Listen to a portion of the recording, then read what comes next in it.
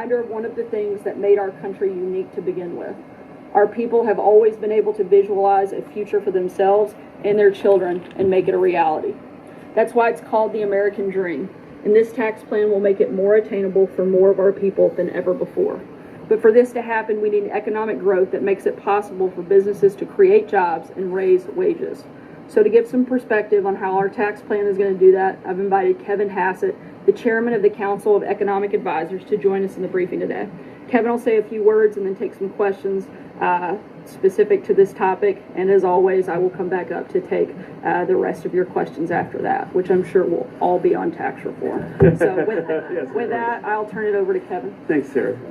Thanks, and it's a pleasure to be here to see so many familiar faces. You know, last week I had the honor of chairing the Economic Policy Committee meeting at the OECD in Paris, and the Economic Policy Committee is one of the oldest committees at OECD, and it brings together people like the chairman of the Council of Economic Advisors from countries around the OECD.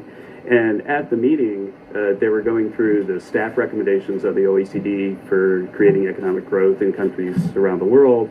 And the three main points, the staff recommendations were tax reform, infrastructure, and deregulation. That if the government pursues those things, then they can produce more economic growth. In fact, there was widespread acclaim for the president's approach towards corporate taxation in particular, because the OECD has been calling for us to reform our corporate tax code for almost a decade.